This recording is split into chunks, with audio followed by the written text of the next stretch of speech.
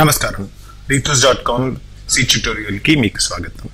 ఈ ట్యుటోరియల్ లో మనము ఇఫ్ కండిషన్ గురించి డీటెయిల్ గా తెలుసుకుందాము.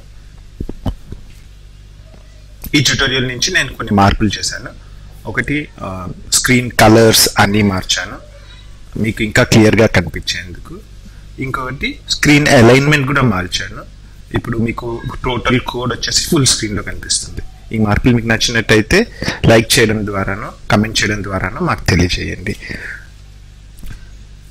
ఇప్పుడు మీరు చూస్తున్నది ఒక సింపుల్ ఫంక్షన్. ఒక చిన్న ఫంక్షన్ మనము వాయిడ్ సబ్స్క్రైబ్ అనేది డిక్లేర్ చేసాం అనమాట. ఇది ఫంక్షన్ యొక్క డిక్లరేషన్. అండ్ ఇప్పుడు ఆ ఫంక్షన్ని మనం ఇక్కడ డెఫినేషన్ కూడా ఇచ్చామన్నమాట. ఫంక్షన్ వాయిడ్ సబ్స్క్రైబ్ అనే ఫంక్షన్ డెఫినేషన్. ఇది ఏం చేస్తుందంటే ఈ ఛానల్కి కానీ ఈ యూట్యూబ్ ఛానల్కి కానీ మా వెబ్సైట్ కానీ ఎలా సబ్స్క్రైబ్ చేసే ఆప్షన్స్ ఏవి ఉన్నాయనేది చూపెడుతుంది. ఈ ఆప్షన్స్ వచ్చేసి ఇప్పుడు ప్రోగ్రామ్ ఇంకా ఎక్కడ కాల్ చేయలేదు మెయిన్ నుంచి. సో ఇది రన్ చేస్తే అసలు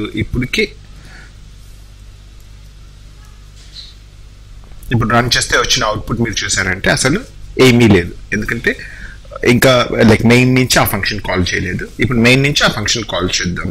సబ్స్క్రైబ్. ఇప్పుడు రన్ చేశానంటే ఏమవుతుందో చూద్దాం. ఇప్పుడు రన్ చేశారంటే మీరు చూసేది ఏంటంటే అవుట్పుట్లో options available YouTube channel ritus.com/subscribe అని చెప్పేసి రెండు లైక్ అవుట్పుట్లో ప్రింట్ అయిందనమాట. ఈ అవుట్పుట్ వచ్చేసి జనరల్గా అందరూ సబ్స్క్రైబ్ చేయరు కదా, ఓన్లీ నచ్చిన వాళ్ళు మాత్రమే సబ్స్క్రైబ్ చేస్తారు.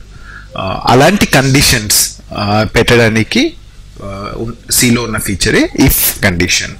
మీరు only if condition is satisfied, ఒక పర్టికులర్ కండిషన్ ఏదైతే ఉందో అది సాటిస్ఫై అయితేనే ఈ లైన్ ఆఫ్ కోడ్ ఎగ్జిక్యూట్ చేయాలి అనేదే ఇఫ్ కండిషన్ అనమాట. ఇప్పుడు ఒక ఎగ్జాంపుల్ చూద్దాం మనము. నేను ఒక లైక్ ఈజ్ ఈక్వల్ టు 0 అని చెప్పాను. దాని తర్వాత ఇఫ్ లైక్ ఓపెన్ బ్రాకెట్ దాని తర్వాత సబ్స్క్రైబ్ నేను ఇండెడ్. ఇప్పుడు మీరు చూసారంటే if like open brace and దాని తర్వాత ఇఫ్ ఆ కండిషన్ సాటిస్ఫై అయితే ఏమేమి జరగాలో, దాని తర్వాత close brace to say end of the if. ఇప్పుడు ఇది ఎగ్జిక్యూట్ చేసి చూద్దామా ఏమవుతుందో. రన్. సో బేసిక్గా మీరు చూసింది ఏంటంటే ఈ ఫంక్షన్లో నేను సబ్స్క్రైబ్ కాల్ చేసినప్పటికీ ఈ కండిషన్ సాటిస్ఫై అవ్వలేదు. ఈ లైక్ అనే కండిషన్ 0 అంటే ఫాల్స్ అనమాట. సో ఈ కండిషన్ సాటిస్ఫై అవ్వలేదు కాబట్టి సబ్స్క్రైబ్ ఫంక్షన్ కాల్ అవ్వలేదు. అదే ఇప్పుడు నేను ఇంకొక వాల్యూ ఇస్తాను. లైక్లో 1 అనే వాల్యూ ఇచ్చి చూద్దాము. రన్. లైక్లో 1 అనే వాల్యూ ఇచ్చినప్పుడు మీరు అవుట్పుట్లో చూసారంటే ఈ సబ్స్క్రైబ్ ఫంక్షన్ కాల్ అవుతుంది. సో సింపుల్గా చెప్పాలంటే ఇఫ్ లో ఏదైతే కండిషన్ ఇచ్చామో అది సాటిస్ఫై అయితేనే if open brace close brace మధ్యలో ఉన్న కోడ్ ఎగ్జిక్యూట్ అవుతుంది అనమాట. ఇక్కడ మనం ఒక్క లైన్ కాదు చాలా లైన్స్ కూడా ఇచ్చుకోవచ్చు అనమాట. నేను ఇప్పుడు 2 సార్లు ఈ సబ్స్క్రైబ్ ఫంక్షన్ కాల్ చేశాను అనుకోండి, అది కూడా మీరు చూసారంటే లైక్లో 1 అనే వాల్యూ ఉంటే 2 సార్లు ఎగ్జిక్యూట్ అయింది. ఇప్పుడు అవుట్పుట్లో కూడా మీరు 2 సార్లు చూడొచ్చు ఆప్షన్స్ అవైలబుల్ అని చెప్పేసి. అదే లైక్లో 0 అన్న వాల్యూ ఉందంటే అవుట్పుట్లో అసలు ఏ కోడ్ ఎగ్జిక్యూట్ అవ్వట్లేదు.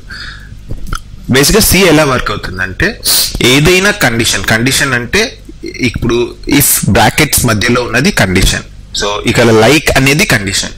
ఆ కండిషన్ యొక్క రిజల్ట్ వచ్చేసి నాన్ జీరో వాల్యూ, 0 కాకుండా వేరే ఏ వాల్యూ అయినా దాన్ని ట్రూగా అస్యూమ్ చేసుకుంటుంది అనమాట.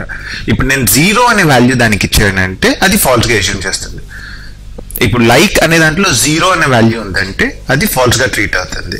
లైక్ అనే దాంట్లో 0 కాకుండా ఏ వాల్యూ, ఈవెన్ నెగటివ్ వాల్యూ అయినా సరే పాజిటివ్ వాల్యూ అయినా సరే, లెట్సే ఇప్పుడు ఇక్కడ నేను -1 అని ఇచ్చినా సరే లైక్ లో రన్ చేశానంటే ఈ ప్రోగ్రామ్ మీరు చూసారంటే ఇఫ్ లో ఉన్న కోడ్ ఎగ్జిక్యూట్ అవుతుంది. మనము డీబగ్ చేసి చూద్దామా.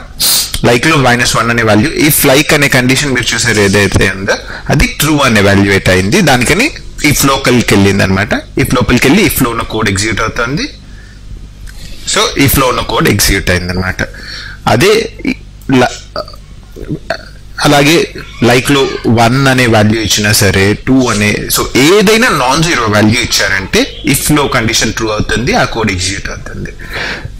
జీరో వాల్యూ అని ఇచ్చారంటే లైక్ ఇఫ్ లో ఉన్న కోడ్ ఎగ్జిక్యూట్ అవ్వదు. సో ఇప్పుడు మనము కండిషన్ అంటే ఏంటి అని తెలుసుకున్నాం కదా. ఇఫ్ లో ఉన్న కండిషన్ వచ్చేసి if it evaluates to non zero value then it's treated as true అన్నమాట. నెక్స్ట్ వచ్చేసి మనము ఇఫ్ లో ఇప్పుడు ఓపెన్ బ్రేసెస్ పెట్టేసి కోడ్ రాసాము. ఓపెన్ బ్రేసెస్ లేకుండా ఉంటే ఎలా ఎగ్జిక్యూట్ అవుతుందో మనం చూద్దాం. ఇప్పుడు నేను ఇఫ్ తర్వాత ఓపెన్ బ్రేసే ఇవ్వలేదన్నమాట, డైరెక్ట్ గా స్టేట్మెంట్ ఇచ్చాను సబ్స్క్రైబ్ అనేది. ఇప్పుడు మీరు చూసారంటే ఎలా ఎగ్జిక్యూట్ అవుతుందంటే లైక్ లో నేను ఫస్ట్ 1 అనే వాల్యూ ఇచ్చాను. సో ఎలా ఎగ్జిక్యూట్ అవుతుందో చూద్దామా.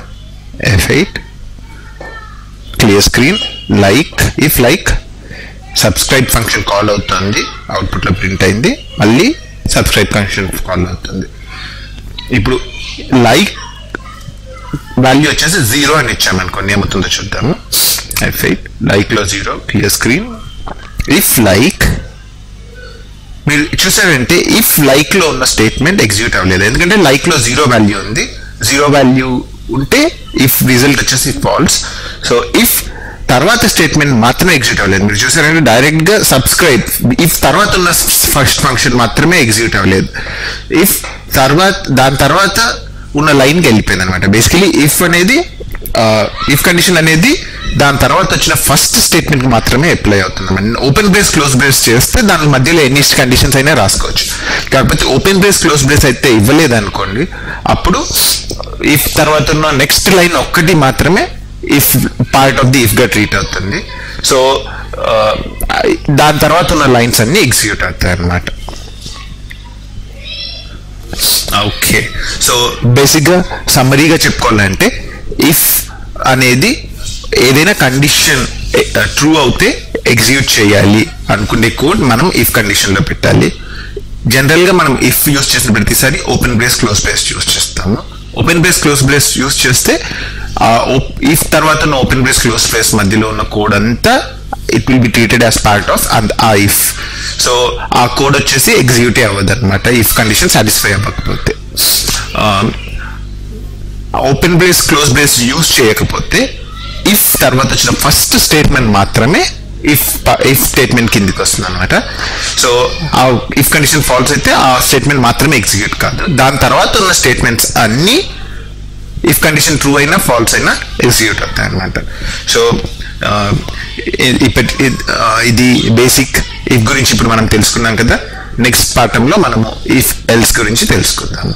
Thanks for watching.